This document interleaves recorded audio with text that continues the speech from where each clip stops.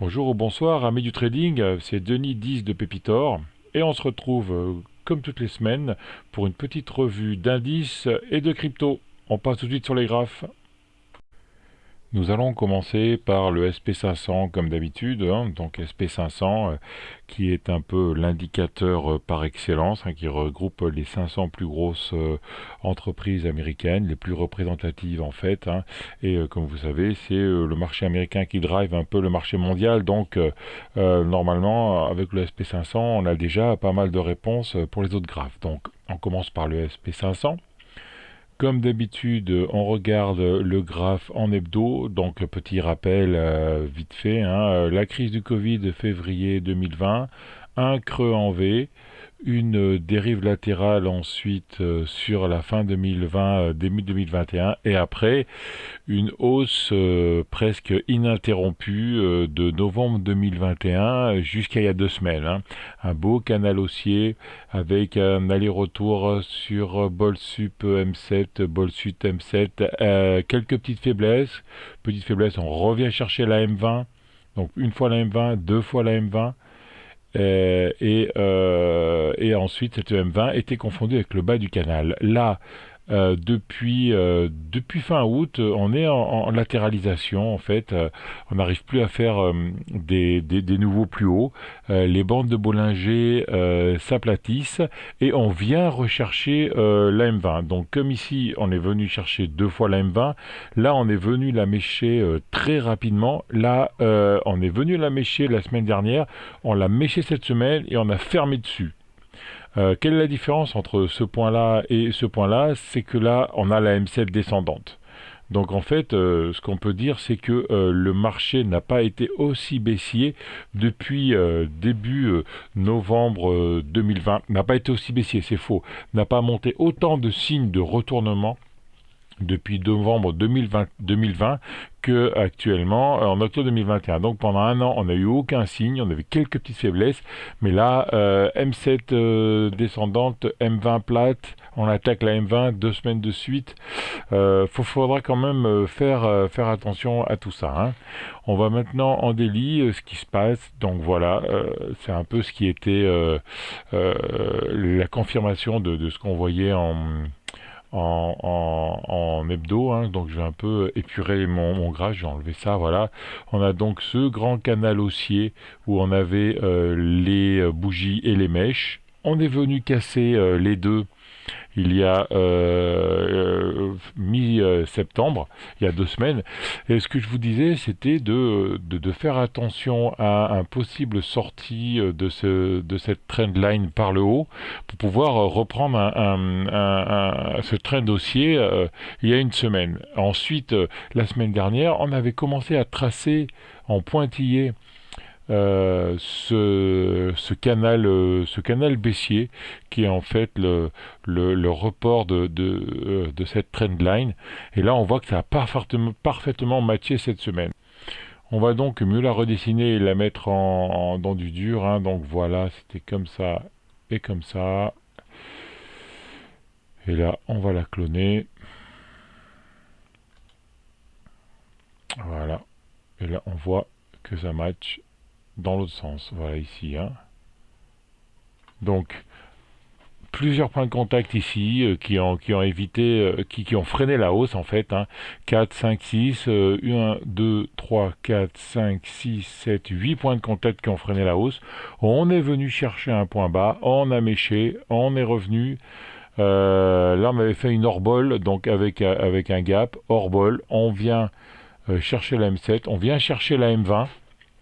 Et on ferme le gap en même temps, bing, on touche dans la M20, reflux, un autre gap ici, et on vient rechercher le bas de ce canal baissier, et en même temps une deuxième zone qui était le plus bas du 20 septembre. Donc rebond sur le plus bas du 20 septembre vendredi, une mèche jeudi, une mèche vendredi et une grosse réaction verte vendredi. On va voir ce que ça donne cette semaine, mais bon, quand on voit les bols descendantes, la M20 descendante, la M5 descendante, il s'est passé quelque chose depuis ce signal de vente là du 15 septembre, hein. Le SP n'est pas encore baissier, mais est dans un petit canal baissier court terme, on dira. Après, donc si on casse ça, on pourra aller rechercher les 4237 et la M200 qui pourrait jouer comme rebond. Le Nasdaq maintenant, donc on commence en weekly comme d'habitude, pareil, hein, la chute du Covid, on était venu chercher la M200 et depuis là par contre une grosse hausse, sans discontinuer en fait, avec une petite respiration ici au mois de février, de février à avril, un petit moins, on a une tasse avec une anse ici. Et là, on est allé chercher ce haut de canal. Ce serait quand même intéressant de voir si on a valorisé, on a validé cette tasse avec anse. Voilà, comme ça. Et si je le reporte là, sur la ligne de coup,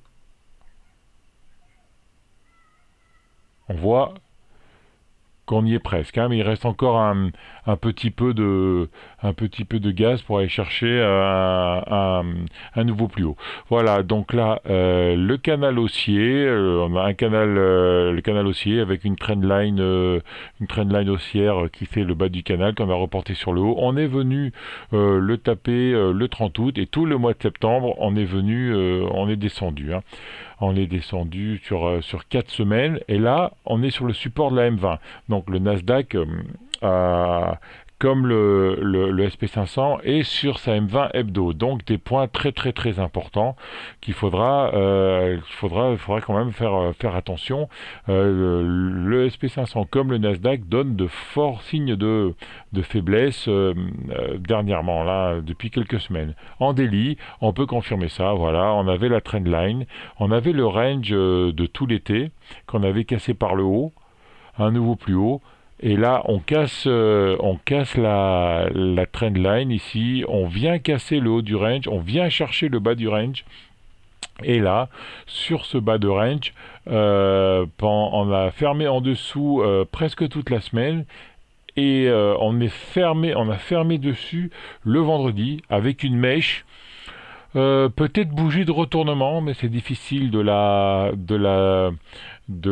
juger toute seule, cette bougie. Il faut que demain on ait une confirmation de cette pseudo bougie de retournement, de ce marteau. Si on arrive à voir une clôture au-dessus, ça pourrait être intéressant parce qu'on aurait un marteau sur un support, donc vraiment un début de signal de retournement. Attention, hein, faudra faire attention à ça, tout en regardant évidemment la M7 baissière, la M20 baissière. On a fait des clôtures hors bol, donc dans tous les cas on partira pas vers le haut, hein. C'est assez rare d'avoir une partie vers le haut comme on avait eu pour le Covid comme ça, hein.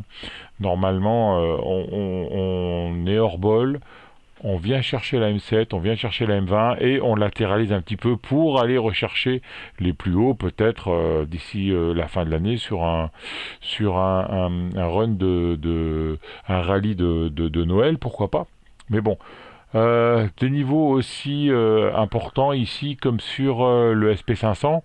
On va quand même probablement trouver un canal baissier ici également parce que ça fait quand même un mois que le Nasdaq est baissier. Donc on va pouvoir faire un canal baissier. Voilà, je clone ici. Est-ce que ça match?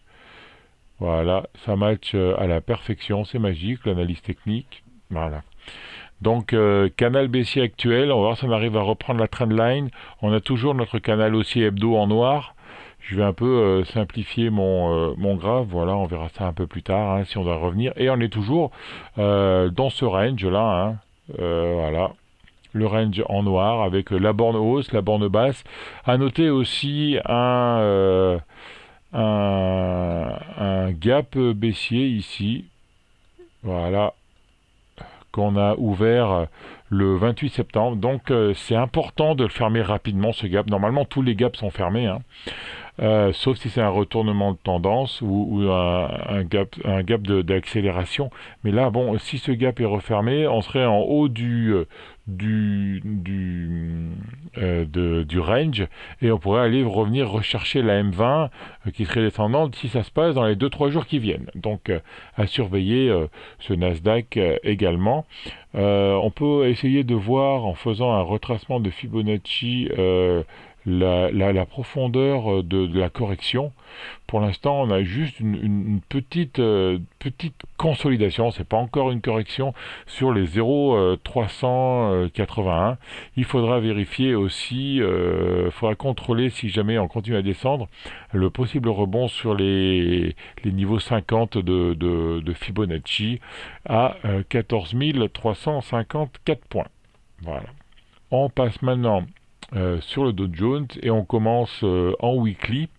Donc en weekly, pareil, hein, le décrochage de la crise du Covid et une hausse presque ininterrompue depuis le 18 mai avec un excès baissier ici, le petit accident de fin octobre, début novembre.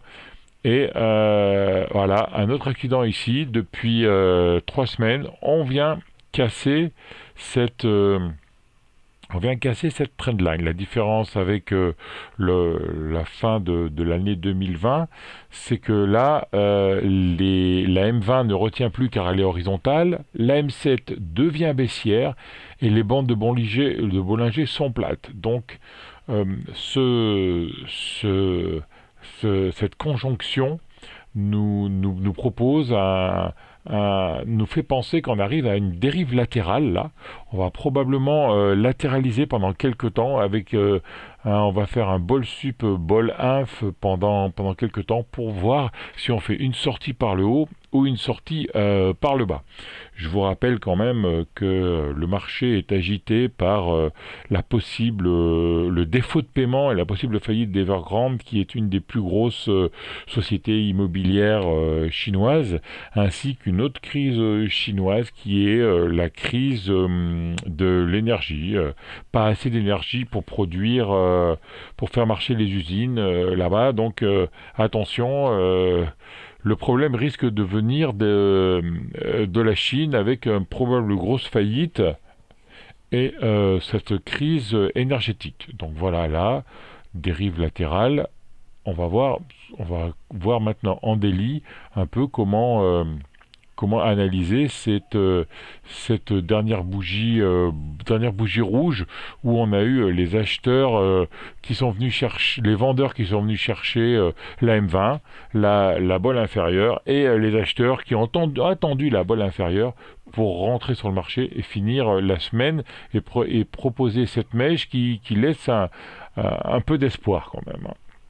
En délit, voilà, en délit, on casse la trendline ici. On prend la bolle inférieure ici, on a beaucoup de séances de baisse, 1, 2, 3, 4, 5, 6, une grosse baisse ici le 21 septembre, la date d'Evergrande, avec une journée hors bol, une clôture hors bol. Quand on finit hors bol, qu'est-ce qu'on fait? On va chercher la M7 ou la M20, c'est ce qu'on a fait, M7, M20, la M20 a refoulé les cours et on est revenu chercher ce support qui a l'air de tenir, hein, les 33 973 en clôture, à part jeudi où on a une grosse bougie rouge, on a fermé en dehors, mais ça a l'air de tenir. Et si on prend les mèches, voilà, ça correspondrait à 33 741. Je laisse les deux, hein. À noter, belle bougie verte vendredi. Le contact de la bolle inférieure a joué son rôle jeudi. M7 horizontale qui vient vers une M20 descendante Risque de non-croisement baissier ici, donc faites très attention, hein. Si jamais on a une ou deux ou trois séances rouges et avec un non-croisement baissier M7, M20, ça veut dire qu'on casserait les plus bas ici à 33 575 pour aller chercher la M200 ou même voir ce support. Donc attention, soyez prudents, hein. Là aussi, je pense qu'on peut commencer à dessiner un canal baissier. Voilà, je vais prendre le plus grand nombre de points possible. C'est la méthode que moi j'utilise, hein. Soit on prend les mèches, soit on prend les clôtures, soit on prend le plus grand nombre de points possible, hein. C'est ce que je fais ici. 1, 2, 3, 4. Et si je clone ça,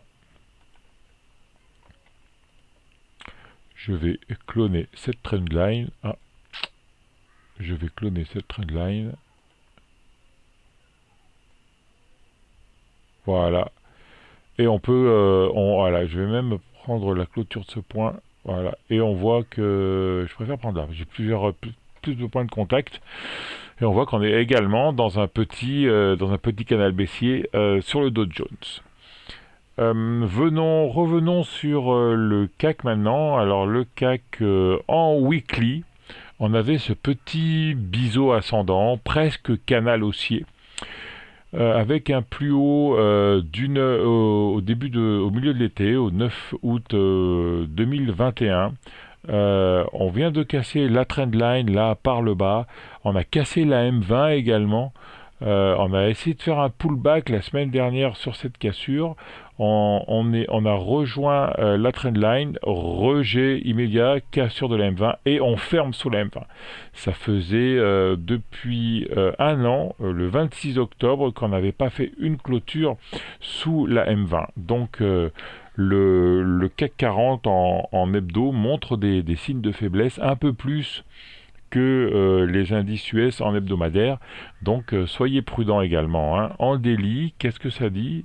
En daily, pareil, hein. Donc on avait ce gap baissier du 16 août qu'on n'a jamais réussi à fermer, ce deuxième gap baissier qui a été refermé, et on a eu cette trendline ici qui a été attaquée plusieurs fois.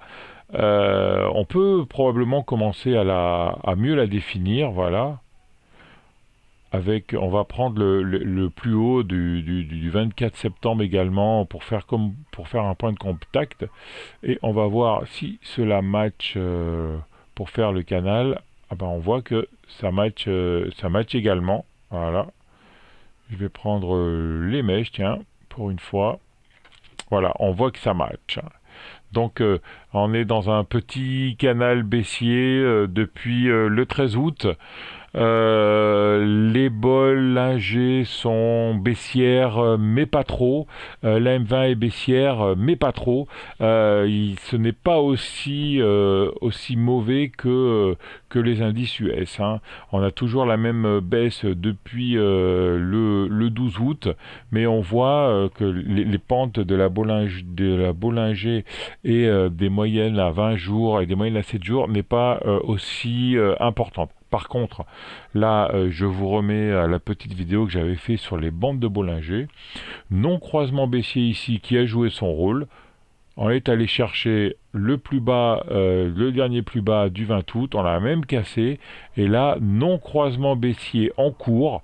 Surveillons bien ce qu'on a cette semaine. Et si le non-croisement baissier est confirmé dans les prochains jours, on reviendra probablement chercher les plus bas de la semaine dernière qui étaient à 6389 pour ensuite aller chercher le support suivant à 6250. On sera à 6250 avec la M200 en support. Donc c'est pas très beau non plus, hein. C'est peut-être c'est salutaire quand même que les indices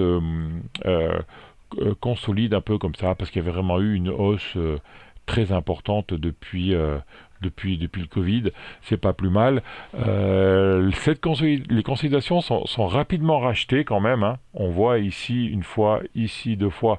On verra si on aura un troisième rachat sur ce bas de canal ici, parce que beaucoup de gens attendent une correction pour pouvoir rentrer sur les marchés en pensant que les marchés sont hauts maintenant. Et puis on n'a que ça, hein. On peut investir que dans la bourse pour avoir des revenus intéressants actuellement, hein. Obligations, rien. Euh, les monétaires, rien du tout. On est obligé de mettre de l'argent en bourse pour avoir des rendements. Donc il y a dès qu'on a une mauvaise annonce ou un début de consolidation, on sort tout de suite. Par contre, comme on ne peut pas être hors du marché, on rentre rapidement. Donc ce qui évite d'avoir une grosse correction de 20% par rapport au plus haut. On va voir combien on a de corrections ici par rapport au plus haut. Voilà, la plus grosse correction qu'on a eue, c'est 7,58, hein. Donc je vous rappelle que une consolidation, une correction c'est 10%, une consolidation c'est 20%, et un marché baissier c'est au-dessus de 20%. Donc là pour l'instant c'est une petite consolidation de tout ce mouvement. On va voir ce qu'on a fait par rapport au dernier mouvement de hausse au niveau des retracements de Fibonacci. On s'est venu se poser sur les 78,6 de Fibonacci le 20 septembre. Donc rien de bien inquiétant encore. Tout est bon. Et là, cette hausse, cette première jambe de baisse, on est venu la consolider sur les 61,8. Donc là aussi, cette première jambe de baisse a été consolidée. On peut donc partir sur une nouvelle jambe de baisse. Voilà pour ce que je peux vous proposer pour le CAC 40. Le DAX maintenant, donc on va continuer comme d'habitude avec le DAX en vue hebdomadaire. Donc la chute du Covid ici, hein, qui est, comme on peut voir, qui est beaucoup plus importante que sur les autres indices, hein.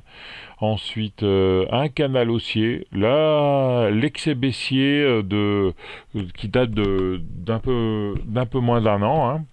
Et depuis cet excès baissier, une hausse ininterrompue. On voyait quand même que depuis le mois d'avril, la hausse était poussive, hein. On montait parce qu'on ne baissait pas en fait, hein. C'était presque une hausse à plat où on est passé de 15 500 à 16 000 points. Et là, 16 000 points, non, on n'arrive vraiment pas à les dépasser. Petite bougie haussière pendant tout ce temps et petite bougie baissière là. On a cassé il y a 2 semaines par le bas le canal haussier et deuxième semaine hors bol. Donc attention, hein, on avait vraiment, on était en phase 4 des bandes de Bollinger, les bandes de Bollinger horizontales avec très peu de volatilité, ces bandes de Bollinger qui se rétrécissaient et qui annonçait un mouvement haussier ou baissier dès que les chandeliers vont sortir. Là, on a quand même un gros chandelier, un deuxième chandelier hors bol. Le premier, on a attaqué la bolle, on a fermé dedans, et là, on vient vraiment l'attaquer. Donc là, le DAX a donné vraiment un signe de faiblesse. On va voir si les bandes de Bollinger s'écartent encore cette semaine, si on fait une deuxième clôture hors bol. Mais là, la bolle est attaquée, donc un début de mouvement baissier pourrait très bien commencer sur les indices allemand en hebdomadaire. Voyons voir maintenant en daily. Donc en daily, je vous avais dessiné la semaine dernière un range. Je vous avais identifié un range la semaine dernière, hein. C'était un peu ce que je vous disais en commentant le graphe hebdo. Depuis avril, on monte par défaut. Et là, on est vraiment sur un range. On est venu se reposer sur le bas du range vendredi et surtout on est venu chercher la M200 et la M200 a joué son rôle, hein. Dès qu'on touche la M200, les acheteurs sont entrés pour finir dans les bandes de Bollinger. Bandes de Bollinger comme sur les autres indices baissiers sur la bande de Bollinger baissier, moyenne mobile 20 jours baissière, moyenne mobile 7 jours baissière. Faudra faire attention de ne pas casser l'AM200 sur le DAX. Le DAX est quand même l'indice le plus baissier de tous ceux qu'on vient de faire, hein, entre le SP500, le Nasdaq, le Dow Jones, le CAC. Il faudrait pas casser la M200 parce que là vraiment on rentre dans une zone qui pourrait être plus importante qu'une simple correction, une simple consolidation, hein. On voit qu'on n'a pas réussi à monter toute cette deuxième et troisième trimestre, on montait par défaut en fait. Et là, si on casse cette M200, ça peut faire très mal, hein. Donc à vérifier le DAX qui donne un biais relativement baissier ici. Le Bitcoin maintenant, donc le Bitcoin en hebdo, comme d'habitude, on repart, on prend les graphes depuis le départ. Le plus haut de décembre 2017, longue consolidation, cassure de ce plus haut de 2017 fin 2020, en décembre 2020, début du bull run qui nous a fait prendre plus de 300% au Bitcoin, de 20 000 à 64 000 points USD en fait. Là, premier arrêt dans la montée sur les 42 000. On est revenu chercher un niveau sur les 30 000. On a ces deux bornes on a pu dessiner ensuite ces deux bornes qui ont créé deux supports lors de la descente. Donc la descente, on a plafonné en février sur les 57 000 qu'on a travaillé jusqu'au mois de mai. On a cassé cette zone-là a donné un rejet après avoir fait une tentative de cassure par le haut en avril. On est revenu rechercher cette première zone qu'on a traversée pour venir rechercher cette deuxième. On pouvait penser qu'on revenait chercher cette troisième et puis finalement non, cette deuxième zone a assez bien réagi. On est venu la travailler de mi-mai jusqu'à mi-juillet et là on a eu une impulsion. Voilà, impulsion, grosse impulsion même. 1, 2, 3, 4, 5, 6, 7 semaines de suite, on est venu monter. On est presque rejoint la borne basse des plus hauts qui se situe à 57 000. On est venu à 52 000. Et là, on consolide un peu cette montée, hein. On va voir en daily, c'est beaucoup plus parlant en daily qu'en weekly, hein. Voilà, en daily, c'était ça, hein. Donc la montée dont je vous parlais sur le graphe hebdo après la quatrième touchette sur les 30 000 points qui nous a emmené du 21 juillet jusqu'au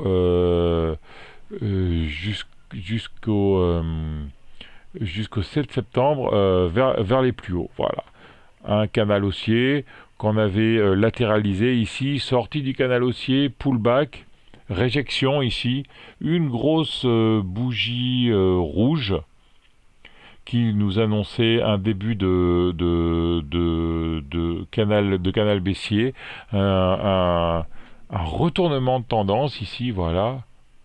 Et là, maintenant, on a pu dessiner ce canal baissier et nous évoluer à l'intérieur de ce canal baissier avec une première touchette ici, une touchette sur le haut du canal ici, une deuxième touchette ici.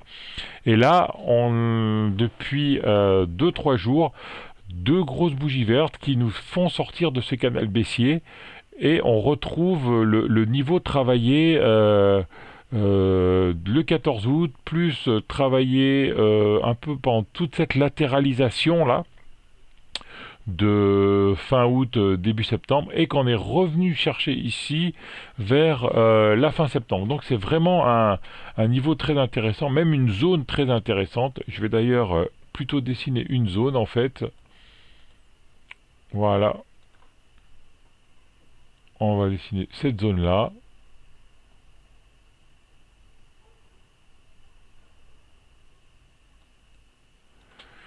Voilà, on va la prendre ici dès le début. Voilà, donc une zone 47-49 qui a l'air de rejeter les cours à chaque fois qu'elle est atteinte, hein. Voilà, 47, on va dire 48, 49 500. Voilà. Voilà ce qu'on peut dire sur le Bitcoin en daily, hein. Donc les bols, on va peut-être avoir un signal d'achat ici, hein. M20 montante, M5 montante, donc très intéressant. On peut pas avoir un non-croisement baissier car la M20 est montante, pas comme ici avec la M20 descendante, hein, voilà, hein. Je vous remets encore à la vidéo que j'ai faite sur les non-croisements haussiers et non-croisements baissiers. On avait la M20 descendante, la M7 montante, la M7 vient chercher la M20, non-croisement baissier, la M7 change de direction. Là, on a la M20 qui est remontée et la M7 qui remonte aussi. On va peut-être avoir un signal d'achat ici. Donc à suivre si jamais on arrive à dépasser les 49 000 pour aller rejoindre les 52 et après aller rejoindre le bas de la zone qui avait été travaillée au début de l'année sur les 57. 60 et 64. Voilà. Si on descend sur le 4 heures, qu'est-ce qu'on voit? Voilà, on voit vraiment la sortie, cette grosse sortie du canal baissier, validée en plus avec des volumes, avec un pic de volume un peu plus important de l'habituel, hein. Deux ou trois fois plus, on a fait 21 771 un peu, pour une moyenne de 7000. Donc trois fois plus importante, des volumes trois fois plus importantes que la normale. Donc on a confirmé la cassure de ce canal baissier par le haut. On a confirmé la cassure de ce M200 et là maintenant on plafonne. On va voir un peu ce qui va se passer, hein. On plafonne normal parce que on était quand même parti d'assez loin et on laisse le mouvement respirer. On vient chercher la M7 et on attendra probablement la M20 ici pour repartir, hein. On sera probablement en contact avec la M20 d'ici 2-3 jours. Voilà ce qu'on peut dire sur le Bitcoin. Passons à l'Ethereum maintenant. Comme d'habitude, on commence en hebdo. Et comme d'habitude, le plus haut de janvier 2018, consolidation, la cassure, c'est en janvier 2021 et l'un plus haut, on a rejoint un plus haut ici au mois de mai. Ensuite, on a presque retracé les 100%. On est revenu chercher cette zone et là on repart. Beaucoup plus agressif le Bitcoin que le Ethereum actuellement on revient chercher la M20 en weekly ici. Un peu erratique quand même cet Ethereum avec des grands mouvements. C'est difficile de dire quelque chose sur le graphe weekly. On n'a pas beaucoup d'indicateurs. On va voir quand même avec le retracement de Fibonacci, on voit qu'on a fait 50% de la dernière hausse ici. Donc on a consolidé ce mouvement et on peut repartir sur un nouveau mouvement en weekly. Attention, on est sur la M20 aussi. On a eu deux touchettes sur la M20 en hebdo, 5 plus la touchette sur les 50% de Fibonacci. Peut-être la fin de cette consolidation, de ce dernier mouvement de hausse. Si on casse la M20, attention, on reviendra probablement rechercher les niveaux des 1728. En daily, voilà, en daily, on avait la hausse ici, avec le canal haussier. On casse le canal haussier, on vient faire un pullback. Le pullback nous renvoie les cours vers le bas, et on est presque revenu chercher la M200. Donc ce canal haussier, on peut même dessiner un canal baissier également, voilà, et là je clone, voilà, et là on aurait le bas du canal baissier. Donc le l'Ethereum est baissier en délit. Trois ou quatre belles bougies vertes ici, la M7 qui monte, la M20 qui est horizontale. Attention, là par contre on peut avoir encore un non-croisement baissier, pas comme sur le Bitcoin avec la M20 qui est bien montante. On va voir, on est sur la borne supérieure de ce canal à surveiller. Voilà les amis du trading, c'était Denis 10 de Pépitor pour notre petite review hebdomadaire. On se revoit la semaine prochaine ou peut-être dans la semaine pour un petit webinaire ou parler d'un petit fait d'actualité ou d'un petit fait de marché. Merci, au revoir à tous. Donc comme d'habitude, n'oubliez pas avant de se séparer, cliquez sur la cloche, abonnez-vous à la chaîne, laissez des commentaires. Voilà, bonne semaine, soyez prudents, au revoir.